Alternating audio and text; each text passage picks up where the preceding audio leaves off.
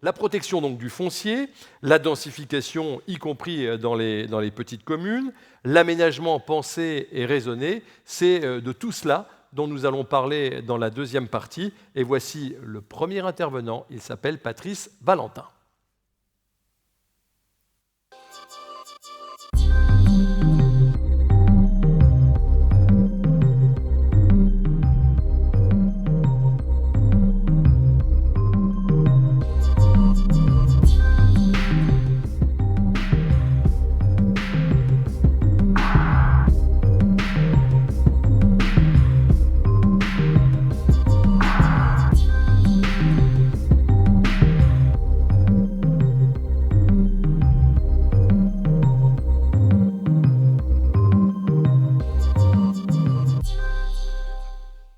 Bonjour, alors quelques fleurs dans ce monde de béton. Vous attendez à ce que moi, professionnel en génie écologique, je m'adresse à vous, entrepreneurs du bâtiment, pour vous expliquer comment réduire votre impact sur l'environnement, mettre de la nature en ville. Ce n'est pas du tout ce que je vais faire. Je ne veux pas réduire l'impact sur l'environnement parce que ça n'a vraiment aucun sens. La première raison, c'est que la notion d'impact, elle est vraiment dans le principe même de la vie. Les espèces entre elles ne fonctionnent entre elles que par impact. Vous voyez la petite abeille que nous venons de voir, si vous lui demandez de réduire l'impact qu'elle a sur les fleurs, ce ne serait pas du tout bon pour nous, parce que l'impact est positif. Le principe même de la vie, depuis 4 milliards d'années, c'est la diversité et la coopération, c'est-à-dire que les espèces échangent entre elles.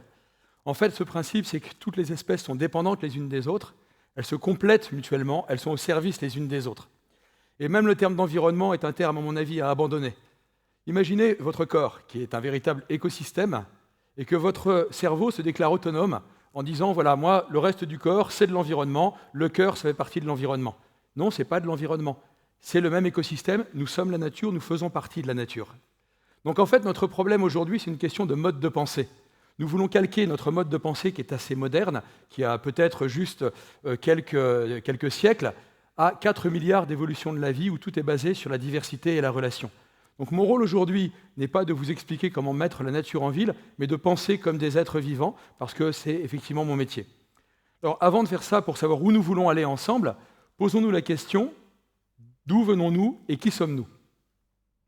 Nous venons des systèmes vivants. La vie, je viens de le dire, c'est 4 milliards d'années. Depuis 4 milliards d'années, ça fonctionne sur un certain nombre de principes qui assurent la résilience. Ces principes, ce sera d'abord la coopération et la diversité, mais il y aura aussi la fonctionnalité, l'efficience et l'adaptabilité. Et tout ça, ça a créé la résilience des écosystèmes, tout est basé sur les services réciproques. Et nous, qui sommes-nous là-dedans ? Nous sommes avant tout des êtres vivants. L'Homo sapiens est apparu il y a à peu près 300 000 ans, et pendant 300 000 ans, il était totalement dépendant des systèmes vivants pour sa subsistance, la chasse, la pêche, la cueillette. Mais l'être humain, en plus d'être un être vivant, a une autre caractéristique, et que vous représentez d'ailleurs très bien ici, c'est ce que l'on appelle une espèce ingénieure, qui est capable d'aménager son milieu de vie. Alors, un peu de modestie, nous ne sommes pas les seuls. Le ver de terre est aussi une espèce ingénieure, ainsi que la fourmi ou le castor. Améliorer notre milieu de vie, nous l'avons fait, mais la caractéristique essentielle de l'humain par rapport à toutes les autres espèces, c'est sa capacité à rêver, à imaginer, à avoir une vision, à concevoir et à construire. Et c'est effectivement ce que vous faites, et nous sommes les seuls à faire ça. Et ça a permis, cette caractéristique, une révolution extraordinaire dans l'histoire de l'humanité, qui est à la base d'ailleurs de notre société, qui s'appelle la révolution néolithique, où en fait nous sommes sortis de la forêt, nous avons associé notre intelligence, notre rêve et notre imagination à la puissance de la vie pour créer l'agriculture d'un peuple nomade. Nous sommes devenus un peuple sédentaire et nous avons commencé à bâtir. L'origine de votre métier, c'est la révolution néolithique, nous avons eu besoin des bâtiments. Donc qui sommes-nous ? Nous sommes des êtres vivants avant tout, donc soumis aux réalités biologiques, soumis à la réalité systémique des systèmes vivants, mais nous sommes aussi des êtres humains, donc des êtres aussi doués pour les valeurs, pour l'altruisme, et des êtres humains qui ont une responsabilité aujourd'hui, qui est de gérer les systèmes vivants, les écosystèmes qu'ils ont modifiés. C'est une vraie responsabilité. Nous sommes liés avec eux. Maintenant, où allons-nous ? Qu'allons-nous construire ensemble ? Alors là, ça se complique un peu, parce qu'il ne vous aura pas échappé, mis à part l'envolée ou l'embellie sur le plan économique, que sur le plan des ressources ou des systèmes vivants, ça se corse un peu. En fait, nous sommes en train de détruire notre maison commune. Nous sommes en train de détruire notre matrice, qui est la vie, de détruire notre patrie, que sont les systèmes vivants, d'où nous sommes issus. Alors peut-être que c'est bien, peut-être que nous allons réussir comme ça à être heureux, Peut-être que c'est pour être heureux que nous faisons ça. Et j'ai un doute, parce que quand on voit le nombre de produits anxiolytiques ou antidépresseurs que nous prenons, les dépressions, le stress, les burn-out, sans compter les addictions, drogue, alcool, etc., je ne pense pas que nous soyons un peuple, en tout cas nous occidentaux, spécialement joyeux ou optimistes. Mais en fait, ce que je viens de décrire là, ces addictions ou ces dépressions, peut-être que justement c'est ça la cause. C'est nous avons quitté notre maison, nous sommes apatrides. Nous avons quitté ce qui est notre vie, nous avons quitté cette relation avec la vie et entre nous, et ça crée un véritable déséquilibre.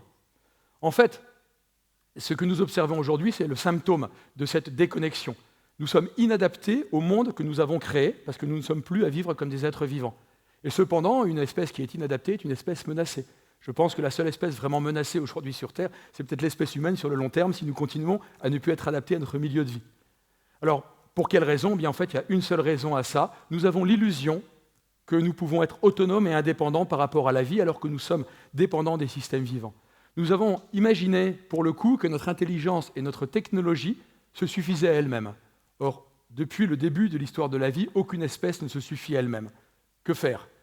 Une seule solution, la révolution.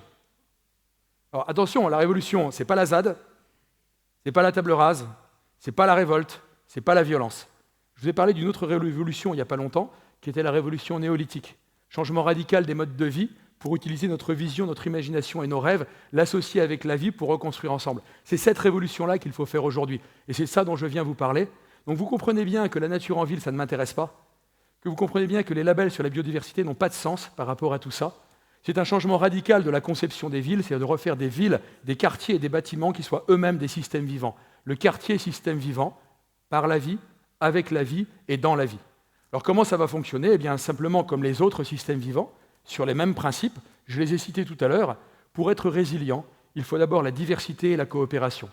La coopération, même les forêts s'occupent des plus faibles et des plus petits, travaillent entre elles, interchangent avec les champignons, interchangent avec les différentes espèces. Concevons nos villes pour qu'elles soient basées sur la coopération et l'échange de services. Il ne peut pas y avoir de résilience et de création ni d'intelligence collective sans diversité. Alors qu'on a tendance, nous, à standardiser, retrouvons justement cette diversité, coopération, diversité. Les trois autres fonctions, la fonctionnalité, dans les écosystèmes, une espèce a plusieurs fonctions, et chaque fonction est remplie par plusieurs espèces, c'est ça qui assure la résilience. Donc un bâtiment ne doit pas être conçu simplement pour l'hébergement, sur lequel on pourrait rajouter des options comme l'énergie ou les toitures végétalisées. Dès le départ, la conception du bâtiment doit être multifonctionnelle, comme le fait la vie depuis 4 milliards d'années, pour être en relation avec les autres. Donc ça veut dire effectivement l'hébergement, l'habitation, mais aussi le stockage d'énergie, la production d'énergie, le captage de l'eau, l'épuration, l'accueil de la faune et de la flore et divers services écosystémiques. Ensuite, il y a l'efficience, qui est un des principes de la vie aussi. L'efficience, c'est de construire nos villages et nos bâtiments en fonction des ressources. C'est-à-dire qu'on parlait d'agroalimentaire tout à l'heure. Si nous voulons refaire des marchés locaux, il faut que les quartiers et les bâtiments soient conçus en lien avec le modèle agricole et qu'ils soient compatibles justement à cette capacité d'échanger entre nous. Donc l'efficience, c'est optimiser les ressources et les causes dès la conception. Et les dernières caractéristiques des systèmes vivants, l'adaptabilité. J'ai dit tout à l'heure, nous avons construit une maison et nous ne sommes pas adaptés à cette maison-là. Pour être adapté, il faut être capable d'être modulaire et éphémère. Des bâtiments qui soient capables peut-être d'être démontés, d'être reconstruits pour s'adapter aux différents modes de vie qui vont émerger de ces villes systèmes vivants. Parce que c'est bien ça dont il s'agit. Oui, le bâtiment, c'est l'ADN du territoire. Ce que vous vendez, ce sont des modes de vie, c'est du rêve. Et ce qu'on veut aujourd'hui, c'est des modes de vie sur lesquels on recherche ce bonheur auprès duquel nous aspirons. Nos quartiers, nos villes doivent permettre l'économie de fonctionnalité, l'économie circulaire, permettre aux entreprises d'avoir une responsabilité sociétale qui soit territoriale, systémique et bio-inspirée et pas simplement tournée sur elle-même. Et c'est dans la conception même des bâtiments que nous pourrons avoir cette capacité-là. Oui, le bâtiment, il est génétique sur la capacité économique qui est liée au vivant. Alors maintenant, vous allez me dire, mais peut-être que c'est du retour en arrière, c'est encore le retourner à l'âge de pierre, on a parlé du néolithique, mais pas du tout. Les nouvelles technologies sont indispensables pour cette révolution. Que ce soit les smart grids, que ce soit l'énergie, que ce soit la fibre, ou même l'intelligence artificielle, mais à une seule condition. Ne devenons pas des transhumains. Restons ce que nous sommes, des êtres vivants et des êtres humains. Les technologies doivent être au service de la vie, au service de l'homme, au service du territoire, et ne soyons pas contraints par les innovations que nous inventons tous les jours.